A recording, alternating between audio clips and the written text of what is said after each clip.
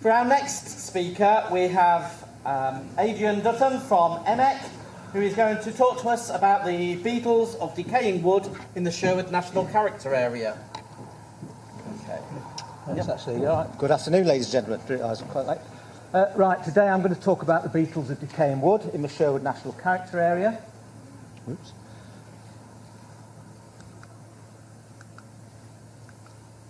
I'm going to say what we've been looking at, I'm going to ask you what we've been looking at, why we've been looking at it, how I studied the beetles in several spots, and the significance of the sites within the character area. So, to start with, the Sherwood National Character Area stretches from the north of the county right through Nottingham and out to the west. It's bordered on the left by the Beetle limestones, on the right by the Trent Valley and Beaver National Character Areas, and it is dominated by the top layer is sand deposits. You've got your ball sandstones, you've got your sandstones up in the north of Notts, and this run of sandstone comes all the way down through the caves of Nottingham and out to the south. So probably the best example of a bit of a wild area down south is Woolton Park. Up north you've got Clumber, Sherwood, and so I was looking at the deadwood beetles throughout the length of that special character area. Right, there are 4,100 species, approximately 4,100 species of beetle in the British Isles, of which about 650 are wholly or partly, well, they're wholly dependent on a deadwood habitat. So they're known as saproxylic beetles, and saproxylic, the word comes from the Greek. Xylophagus means eating wood. Now, not all these beetles that I'm studying here eat wood. Some of them eat things that eat wood.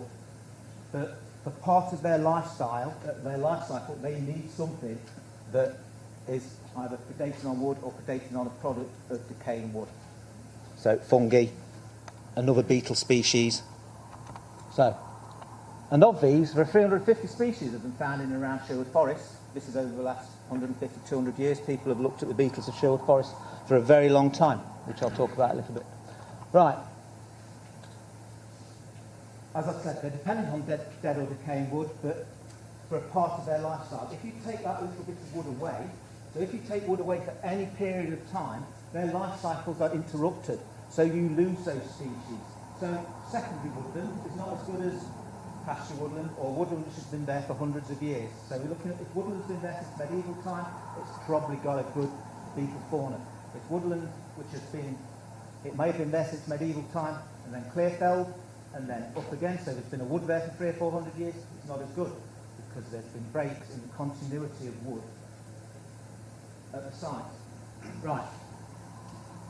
What happens is, as soon as you cut the trees down and you don't replace them straight enough, or there's not the right pabulum from which they can live, they have such poor powers of dispersal, some of them, that they're gone, and they're gone from that site forever. So certain ancient woodlands, especially ancient woodlands which you often see that have a really rich flora, and people go, oh, ancient woodland, brilliant flora, they may not have a brilliant saproxylic beetle assemblage because the wood or the management of the wood has not allowed for a continuity of dead wood habitat. So you're going to lose the rotting wood. People like tidiness. So over the years, over the last 200 or 300 years, they've cleared up woods. Every time a limb falls off a tree, we'll clear that up, we'll use it as firewood. So woods have been heavily managed in this country. So it's the lack of continuity of dead wood, which means that several of these beetles are particularly scarce. Right. They fall into three main categories, saproxylic beetles. You have those which like heartwood decay, so that's larger limbs, usually found on trees which have got larger limbs and trunks. These are your big old ancient oaks, your ancient beeches, these type of trees where it's rotting from the inside out, so you get the red rot on the inside of the tree or the larger boughs. You get an assemblage of beetles which are reliant on heartwood decay. These are Natural England terms, by the way, so Natural England classify their favourability of some of their habitats for saproxylic beetles. They have heartwood decay, bark and sapwood decay, that's usually on smaller limbs and branches, still on some big old trees, but often on slightly smaller trees. So they live either on recently dead trees, recently stressed trees, or they live on living tissue underneath in the cambium layer. And you have a nice suite of saproxylic beetles which are wholly reliant on fungal fruiting bodies or fungal mycelia. So they're not actually devouring the dead wood, they are devouring things which are devouring the dead wood. Okay, right, purpose of the study. Birklands and Bilhaugh and Birklands and West Ollerton, they've been known for years and years. For the last 200 years, the Coleoptris has been a fantastic site for saproxylic beetles. A little bit of text, it's quite wordy, but the invertebrate fauna of the site is exceptional and an unusually rich assemblage of scarce saproxylic. They're taken from the SSSI citations, Natural England SSSI citations. It has been well known for 200 or 300 years. And these are taken from Carr, the invertebrate fauna of Nottinghamshire. I just put a couple of examples in. There's a couple of well-known Coleoptris, Blatch and Horner. These are well-known Coleoptris throughout the country in Victorian times and early Edwardian times. And they all made a pilgrimage up to Sherwood Forest and go, oh, look at all the nice little beetles we've got here. And I always think this is a nice little one. Agrilis bicotatus. I'll show you a picture of it later on. July 1980, over 60 specimens taken from Boreham as a bark of a large oak tree. I don't know these days, people would probably frown if you took everything you saw, rather than one reference specimen or something. So anyway, but it just gives you a little feel for the importance of Sherwood as a site for saproxylic beetles. But what can I say? You've got from Worksop to the city of Nottingham. Historically, that would have been the old Sherwood Forest. So you would have had whole old trees or remnants of forest all the way stretching down. And we've only lost them in the last, well, we've lost them over several hundred years. But, so we have Clumber Park, 3,000 acres, Parkland, Heath and Woods, that's a pub. If you don't know Nottinghamshire very well, most of them do. But above Sherwood, it's got a few old trees in there. Not many old oaks. A lot of the old oaks were lost after the war when National Trust took Clumber over. They actually took away some of the better quality oak, took away to help finance the purchase of the trust park. You've got Haywood Oaks Farm, that's a real gem. That's a private estate. He has 28 oaks either in his garden, and these oaks, I'll do some pictures of them later, these oaks are actually as good as the ones you get up at Sherwood. He's got a cluster of 28 ancient oaks in his garden and in a paddock next door. We've got New Farm, which is another place I studied for this little study here. And they've got a selection of veteran oaks in the wider landscape. They've got standalone oaks and hedgerow oaks. We're a little bit, this little study here, the study at New Farm probably is not as good to compare with the Haywood and the Clumber because too many owls got involved and lots of owls in trees which I wanted to study. So I couldn't study the trees I wanted to. And then we have spar ponds, which, in the first instance, to look at saproxylic beetles, it did not seem very interesting because it's lots of secondary woodland, small diameter oak, reasonable aged birch, the aspect of the hillside and its next to coniferous plantation. But we also put some traps up at spar ponds, secondary oak woodland. So like I say, we looked this summer. I looked at this is shaded in two colours. For some reason, you have sites of special scientific interest at Clumber, and you have non-sites of special scientific interest. So those in brown are the sites of special scientific interest, and the green haven't been designated, got no designation. So part of my study was to look at the sites which haven't been designated. We've got no conservation status. You've got Birklands and Bilhaugh, which I haven't studied because it's been studied to death for the last 200 years. I did a little trap on Parliament Oak just because it's a famous little oak. We looked at Spar Ponds, then we came down a little bit to Haywood Oaks, a little cluster of oaks at Haywood, and New Farm, which is several oaks within a wider arable farm landscape. So, how did I do it? So, Clumber Park. Just the only other citation in Nottingham which mentions saproxylic beetles is Clumber Park. So, people were already aware. Pictures of Spar Ponds. So Spar Ponds, you can see, these are sycamores which were removed last winter. Yeah, last winter. Yeah, they were removed last winter in order to encourage growth of more native species. think there's an ongoing programme of removing sycamore there. These are Haywood oaks. Who wouldn't want one of them in the garden? Absolutely superb oak trees in Haywood Oak. So various garden trees, a couple of his garden trees, various paddock trees which is protected from horse damage or what have you. And there are 28 trees, all of a similar calibre. Absolutely stunning. And this is New Farm. So you have ancient living oak, believe it or not. This is a living oak in pasture landscape. It's got one or two pasture fields. I did say it was arable, but it's put sheep in these. This is still a live oak, but it's got a lot of damage. But it's an isolated ancient. It's not a young oak. It's a young tree. And there's a decent quality tree in his wider landscape. So how did we do it? I used what's called a vein trap, an aerial vein trap. It's a passive trap. You put them where you think beetles might be leaving or going into a tree. They're quite big, they're about 45 centimetres of perspex made into a vein, a little cross vein. And if a beetle comes out of that bit of wood, it flies, hits the vein, drops into there, and it acts like a little bit of a lobster pot. And they're up from mid-April to mid-September.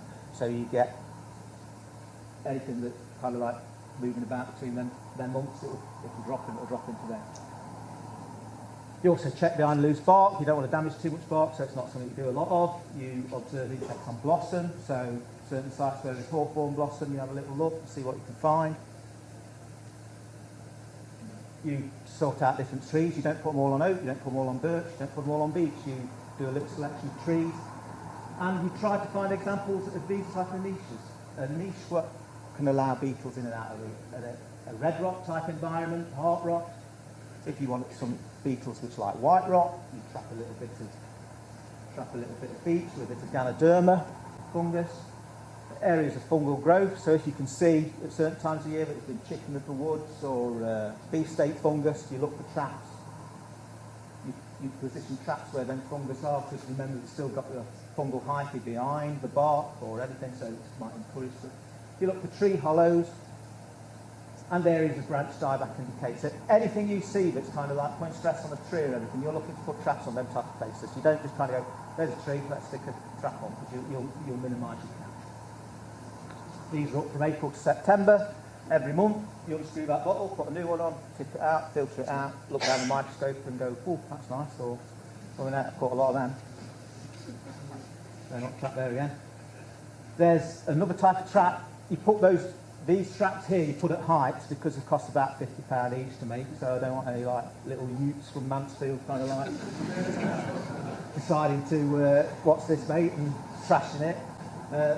This is a 2-litre pot bottle, we can do what we want with these, but looking at the colour at it, I don't think I want to touch it.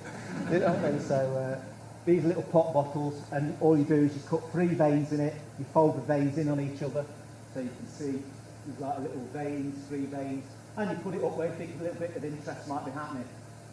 Any beetle that likes a bit of birch polished board is going to go, oh, wow, I want a bit of that, and they're into that, get caught in the trap. I can take that down. If it gets vandalised, it's bad luck, but you haven't lost a lot apart from your specimens, which is what you want, but you haven't got to replace a £50 trap which you've had made and fiddle around. So this one is at Spa Ponds. That's Spa Ponds, one of the birch at Spa Ponds. Data analysis, what did I do? So I caught thousands of beetles over the summer. What did I do with it? I looked at the number of saproxylic species, so how many species did I catch, how many different types of species did I catch. Does the species assemblage, that's all of them put together at a given site, does it reach natural England's threshold for a favourable habitat for that assemblage, so heart rot decay, bark and sapwood decay, or fungal fruiting bodies decay?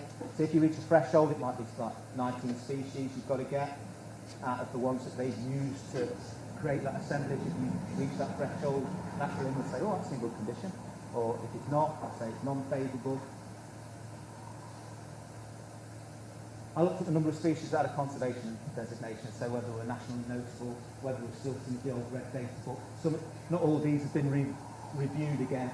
At the moment we're going through a review of just about everything, that some of the more obscure families have still not had a review.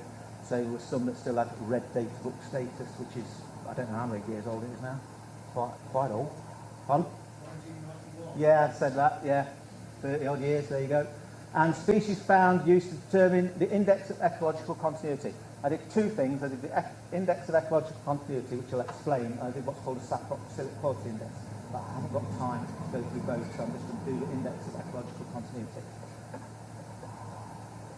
And to do that, I used Pantheon. It used to be an Excel spreadsheet, but now they've kind of like put the Excel spreadsheet on some fancy little bit of data which you can get online. Pantheon's Natural England's online analysis, invertebrate analysis tool. Right? And Pantheon analyses a sample list. So if I input 150 species of beetles, 200 species of beetles and a few bugs, or what have you, it associates habits and resources with them all. And it's used to determine site quality. That's a little example of what Pantheon does. So there's a beetle called Adrian Dutton. It tells you that if it's got a score of 4, but it's naturally scarce. So it says that there. It tells you what it does. This little one, this habitat score, this gives you the index of ecological continuity, which I'll explain in more detail in a minute. But that's what I'm looking at. So I put all my data in from all my IDs. It does that. If anybody does use this, be careful because it's not updated as regularly as you'd expect it to. And sometimes you're scratching your head thinking, I know that's wrong. So there are errors on it, so just be careful if you do use it. I'm doing fine. Index of ecological continuity. Uses a list of approximately 200 species of deadwood beetles. Right. Invented or put together by a chap called Alexander.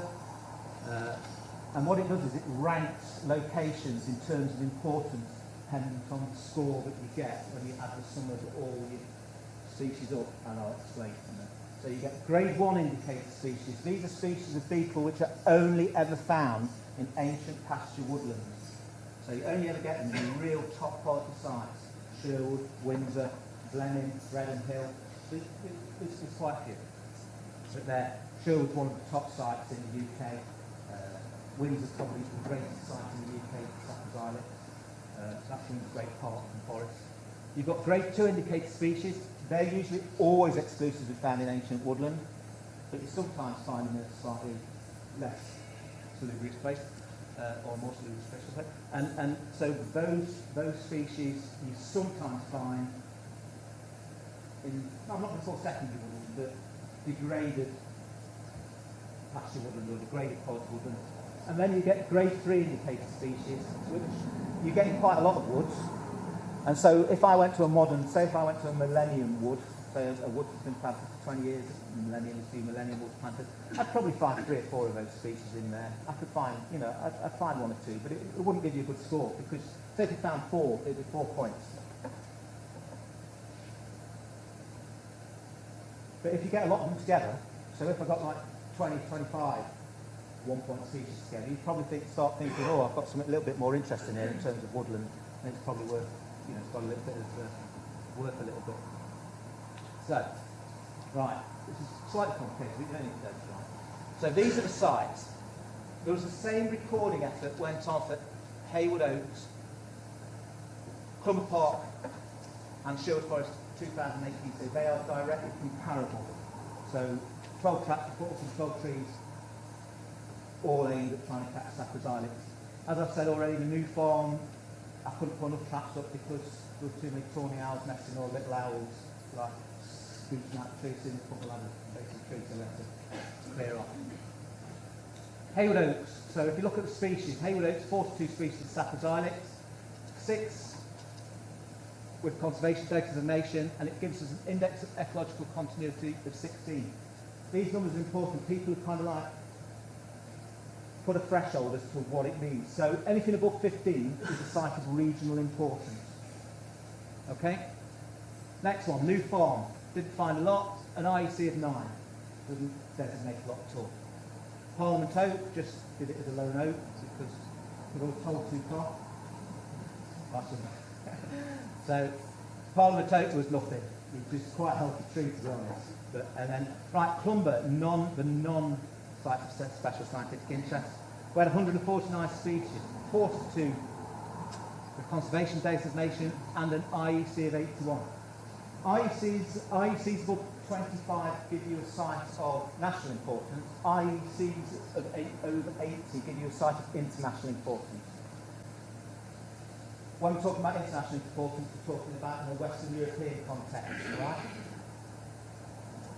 Believe it or not, in the UK we have more ancient trees and more ancient trees than the whole of Western Europe put together. So you can go into Sherwood Forest and there's probably more ancient oaks in Sherwood Forest than there is in the whole of Europe.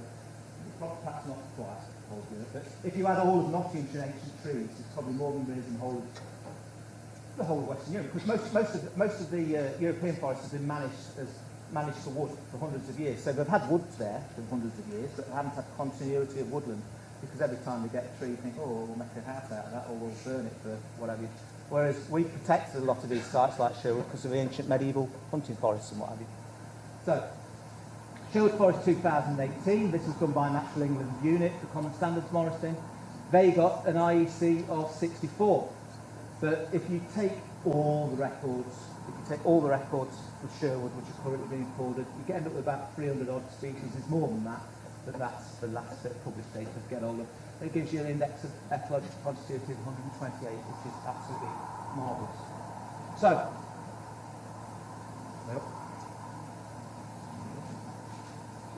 right, just a summary again. Use Natural England's criteria to reach a threshold as to what it is. Clumber Park, not surprisingly, favourable condition for heartwood decay, bark and sapwood decay, fungal fruiting bodies. As good as the SSI is comparing the Sherwood Forest. So I'd say, based on the scores it gets, it's almost as good as, probably as good as Sherwood Forest, but not quite. It's missing some key species, and what it's missing is it's missing those ancient oak heartwood decay species, such as some of the red ampedus. They don't, only the commonest red ampedus turns up at Clumber, whereas you get 4 species of red ampedus that turn up at Sherwood. They're missing because there's not enough ancient oak. But what I did find, 1 or 2 nice new species. Epiphanes cornutus, species that came into the country in 1962, or I think it was first found in 1962. Nobody's quite sure whether it's been around and it's kind of like a relic species that's kind of expanded a bit, or whether it has actually come into the continent. And same with Alphys Davis fasciatus. That likes a bit of deadwood, but it also likes a bit of mouldy condition outside of deadwood. And this little thing, that's our smallest histories, Aletes atomarius. That's found in Yorkshire. It's found to the north and to the south. It's never been found in Notts, and probably because at 0.8 mil, it's kind of like been hiding pretty well for quite a long time. And if you work it out, I've got 12 traps up. They're up from April to September, so times 12 by how many hours that is, and it works out quite a few thousand, and you end up catching 2 of them. You can see how scarce it is within even a wider forest. Spar ponds, which are probably what I'd call the worst quality trees I looked at. The trees themselves were decent condition, but they weren't the trees that you would consider were good for saproxylic beetles. So, Natural England conservation status. Believe it or not, it was favourable for bark and sapwood decay and fungal fruiting bodies, but it was missing the heartwood decay. I think you can probably work out why it was. You haven't got any big old oaks with heartwood decay, or big old beech with heartwood decay. You've only got younger material, which is decaying. Nice little beetle that likes a bit of sap. This one turned up on the sycamore sap where I put a bottle trap. Phloeus sided planner. Again, new to Nottinghamshire. Been spreading north. It's been spreading north over the last 50 years. So not surprised to have found it, but still nice to have found it. Haywood oaks, 42 species. No young trees at Haywood oaks. All the material's been cleared up. So a branch falls off, gets cleared up, taken away. Everything around the base of all the oaks is in the grass. But it is favourable for heartwood decay because they're nice big old oaks. They've got lots of red rot running down the middle of them. And the key find was the Procreus tibialis. I was hoping on the ancient oaks at Haywood Oaks to find the red clicks because the trees were suitable to hold those red clicks, but I didn't. But it had this beetle on it, which is, even though it doesn't look as impressive as some of the red clicks, it's really quite a rare thing. Hadn't been found in Nottinghamshire for over 100 years until the 2018 Natural England study, when they found it again at Sherwood. The Sherwood population and the Haywood Oaks population are the most northerly in the United Kingdom. It's also known as Cork Park, in Derbyshire. So, new farm, a little bit disappointing. New farm had no favourability. It didn't even come close to being favourable, so it didn't reach the threshold for any of the 3 assemblages. Oh, that's what time I was supposed to finish. We've got another 10 minutes. 10 minutes, okay. Thank you. But this beetle's been turning up quite regularly. Again, found in Yorkshire before it's found in Nottinghamshire, so it's known from South Yorkshire. But Adrus pulmoneus likes a little bit of heartwood rot. Found it last year, doing some work on some veterinary trees in Sherwood, which got me scratching my head a little bit. I thought, oh no, that's not known from Sherwood. Found it at New Farm, found it at Haywood Oaks. Trevor Pendleton found it at some real second-rate woodland up near Cookney somewhere. So this is a beetle that I find very surprising that nobody's found it ever, and now it's everywhere. So again, another beetle which might be due to climate amelioration or something, it's kind of moved around. But from never seeing that beetle in Nottinghamshire, I'm now at it 4 or 5 times in the space of a year. So what can you say about places? So Clumber Park's pretty good. It's likely to remain in favourable condition for all 3. Heartwood, bark and sapwood. It has a little issue together with everywhere else. It has old trees, it has young trees. It doesn't have an intermediate tree class, which means that once those trees are gone, what are the beetles going to move into, especially the heartwood decay beetles, which we've got. But Sherwood itself, Clumber itself is it's pretty good. So we've got everything. There's enough fungi there for them. There's enough dead bark and sapwood decay, and there's enough heartwood to support all 3 assemblages. Spark ponds, it's a site for the future. As the oak and birch mature, they'll become more amenable to the heart rot assemblage, but at the moment it's not good enough for the heart rot assemblage because there isn't enough heart rot there. The trees aren't old enough. Lots of so the lack of old veteran trees, it's selecting against heart rot species because they just can't hang around there. I think the fact it's so good for the other 2 is because of its close proximity to Sherwood, because a lot of the species were 1-point species that probably had a little bit more mobility than some of the other species. But there was such quite a large assemblage of those, that's why they came out in favourable conditions. So in the short term, those 2 favourable assemblages should be maintained, as long as you don't take any wood away from the place or anything like that, which I'm sure we're not going to do. Haywood Oaks, this is quite interesting. This is probably the most vulnerable site of the lot because Haywood Oaks has only got a collection of old oaks. Once those old oaks have gone, there's not even any young oaks to replace them. Those old oaks might still have 100, 200 years left in them because some of them are still pretty healthy, but there's nothing to replace them. You know, it is what you call classic pasture woodland, but there's no age structure. It's old or nothing. So bark and sapwood weren't present because all the bark and sapwood, when it dies, gets taken away. It's probably been used for firewood over the years or dumped somewhere else in order to make the place look a little bit more aesthetic for the owners of the place. But the landowner is pretty interested in managing for what he's got, so that's all pretty good. There's another couple of his trees. And there's a little trap which leads into a little bit of red rock behind there. I've just said that. Other assemblages are likely to gain favourable status due to the lack of suitable habitat. It just isn't there. That there, believe it or not, when an oak's looking a bit haggard and down and out and it's still sprouting, it's still pretty healthy. Well, it's 200 years to grow, 200 years standing around and 200 or 300 years to die. So, new farm, the Agrillus vigitatus, nice little jewel beetle, pretty mobile. Used to be quite scarce, now it's everywhere. Since the Great Storm, 1987, that seemed to give it a bit of a kickstart. When the trees come down in the south of England, like that. Already known in Nottinghamshire, if you looked at my earlier slide, I said it was found there. It was also found on the tree, if you can remember the tree that I showed you in the farmland. That dead tree with a little bit out, Agrillus phytophagocytes on that tree, so that's travelled several hundred metres or a couple of kilometres in order to suss out that tree. This is another tree on New Farm. There's a trap entering a little bit of somewhere we can get into the tree. But these trees are very isolated. They are of medium age. They're good trees, don't get me wrong, but probably not right to support what you hope to support. And if that was in particularly in Sherwood Forest in the same state of decay, you'd probably find a little bit more in the trap, if that makes sense. What's this to do in the future?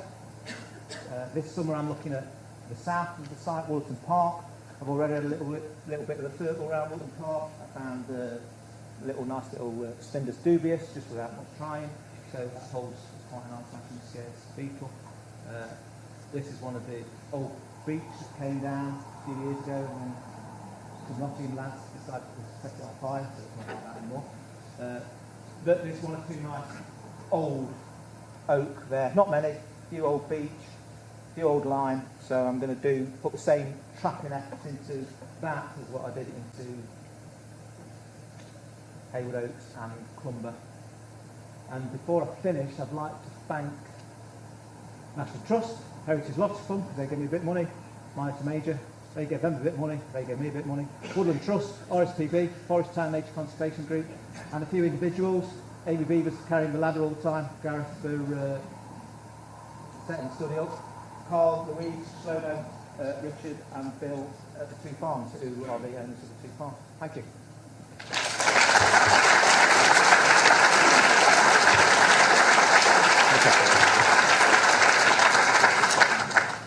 So we have a few minutes if there are any questions. There is, as to what you find in it. You want a bit of both. So you want standing deadwood and deadwood on the ground. If you keep it standing, it rots from the inside out. If it's on the floor, it rots from the outside in. So you want both. And some beetles will like it when it's lying down, some beetles will like it when it's standing up. So in any given forest, you have a bit of both. When I go out and people ask me what to do with this tree, I said, well, leave it standing for as long as possible. So for safety's sake, sometimes they have to like prune it, cut it. But if they leave the trunk standing for as long as possible till it falls.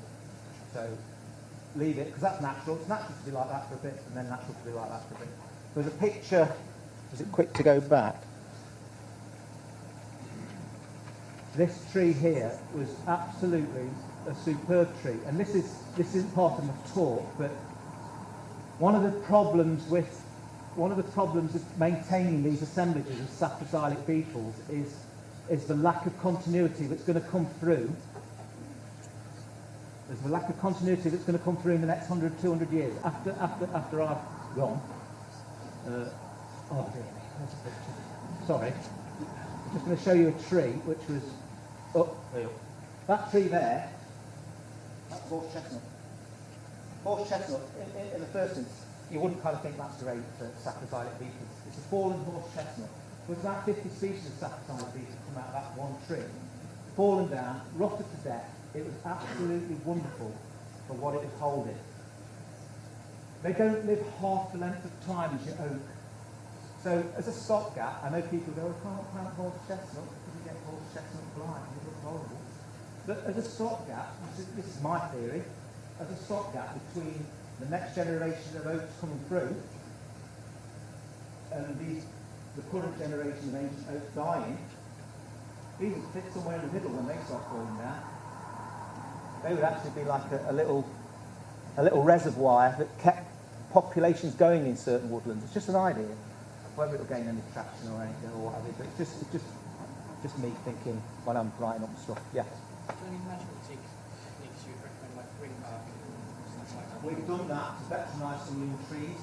That's been done by the RSPB. It's been done by the National Trust in order to try and accelerate the veterinisation process next to some of the ancient trees in some of the places like that. And it works a little bit. We did a little bit. I didn't do any statistical analysis because didn't think about it enough really. I think the sample sizes need to be bigger. But the difference between the controls we put up, so obviously we put a trap up on a healthy tree, we put traps up on the ones that we've kind of like what people do is to get a lump hammer and smash the base out of it to mimic a horse kick or ring bark a bit. And the saproxylic populations on those trees were different to the ones in the controls, but we were still getting saproxylic in the controls as well, as they were slipping around the forest on a warm evening. But you could definitely work out certain populations, like some of the bases of trees. Once you give them a bit of a kicking to mimic like megafauna damage or kind of. Once they've been given the kicking, you've got a little slime moulds going, and you've got slime mould species, so really tiny little beetles which are associated with slime moulds, which are sometimes quite difficult to find, and they were appearing. So there was definitely things happening. Any more? The beech tree which shows at the end looks actually like one on Bramford Hills Coral, which is very close to Woollerton Coral. I just wondered while you were doing Woollerton, you might exchange then you raise it. I'm putting my head on that. Have you got any money? 12 traps is about all you can manage in a given summer. You know, I've put 15, 16, 17 traps up before, and you're running around like a chicken all day. So about 12, if anybody ever does that, 12 traps is about what you can. That's actually Plumber beach. Plumber's got loads of old beaches. A lot of them are kind of like sensing their nest days or what they cry.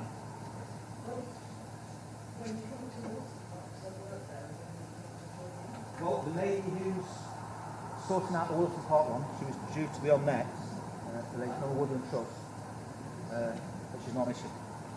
No. So, this summer, hopefully. Yes. So hopefully this summer you'll see, no picture traps, you'll see a dozen traps knocking around Plumber. Some will be on the golf course. There's some nice old oaks on the golf course. Just quickly, so with the horse chestnut, does bleeding canker and things like that, as well as the blight, actually attract those in spring? I don't know, because I've never trapped on horse chestnut before, because I usually end up going to ancient woodland sites where you don't get much horse chestnut. It's only because Plumber's an ancient state park, where it's got lots of planted trees like lime and trees, well, lots of obviously lime along the avenue, but lime is quite a common woodland tree in England. Yeah. So I don't know the answer. Got first, sorry. I just want to say I totally agree that horse chestnut. We're looking at lying down and dying horse chestnut and Yeah. Derbyshire. Wonderful stuff. Yes, but I like the fact that it doesn't live as long as an oak. So it's going to take, it's going to be that midpoint before the oaks have been replaced and become ancient again. And I'm recommending it on the basis of surveying one or two horse chestnuts, but I think you get a feel, don't you? Yeah. You get a feel. I just wanted the opportunity to introduce myself as the portfolio holder at European Sherwood for climate change, Okay. and to ask you a question in relation to that. We're hoping to be planting a lot of trees as sequestering carbon emissions. Yeah. What would be the most useful thing in terms of your interest? Where should we be planting? What kind of trees for your particular? This is personal. All this that's going off with tree planting now, where people go, oh, I've got 2 spare acres here, and they plant a tree every 2 yards. To me, a farmer's got a corner of the field, or a field he doesn't like, and he just fills it with trees and guards. I would rather see what we're missing in this countryside, and what, especially some of your youngsters, what you'll miss hedgerow trees. What you've got, look, when I was a kid and I saw the end of it, there was hedgerow elms, right? And so you could just go into the countryside, and there's some huge elms, and even now you still see, you go up towards Massive, it's still old sweet chestnut, an old sweet chestnut, and oak, and all that. But you look at the way that farmers, I'm not having to go at farmers all the time, by the way, because any farmers in here, some farmers are really look at what's going on. But if you look at modern hedgerows, they're flailed to death. There are no generations of new trees coming through in your hedgerow. So in 200 years' time, there's going to be no ash, there's going to be no oak, there's going to be nothing in those hedgerows. It's going to be purely awful. You're just going to see a flat landscape with no trees standing in the landscape. How many young trees? We can all go to a field low down here, and we know the farmer's left a fantastic tree in the middle of his field. Where's the next generation of those fantastic trees coming from in the middle of that field? It's not going to happen. So to me, I would rather see trees everywhere in the landscape, in hedgerows.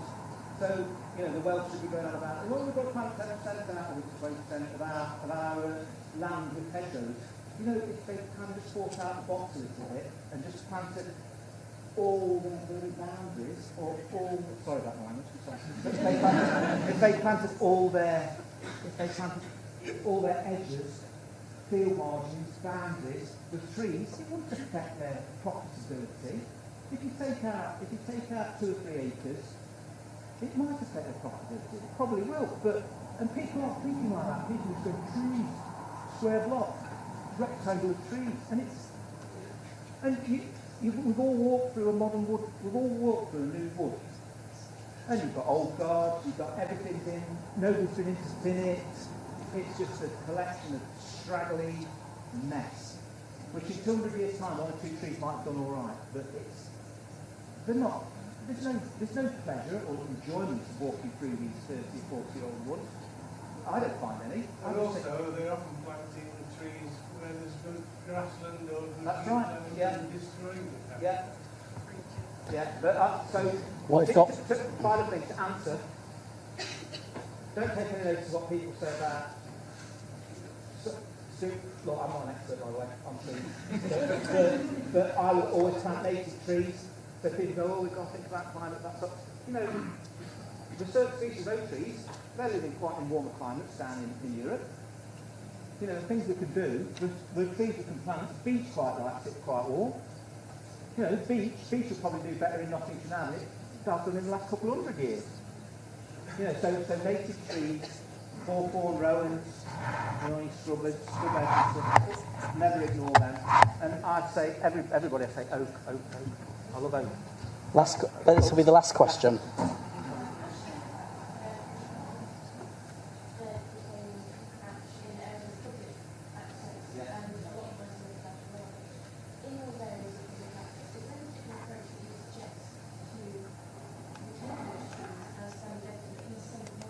I think Sorry, I'm just. Yeah. Again, not an expert on what you do with ash and ash dieback, but I do think there was a rush once ash dieback was discovered to remove trees. There's an argument to remove them if on the grounds of safety, but perhaps a few trees were removed which might have been resistant to ash dieback. We'll never know because it was taken out. Lots of the larger trees, I've got a tree with tree preservation order in the back of the garden next to me, an ash tree, huge. I know the larger the ash, the less likely it is to pick up the ash dieback straight away. There's lots of instances of trees which have shown signs of ash dieback bouncing back a couple of years later. So I personally, I'd be a wait to see. That's what I think. But again, I'm not an arboriculturalist, so I just like trees and I like beetles that live on trees. So I'm just doing my hobby as a job. Thank you.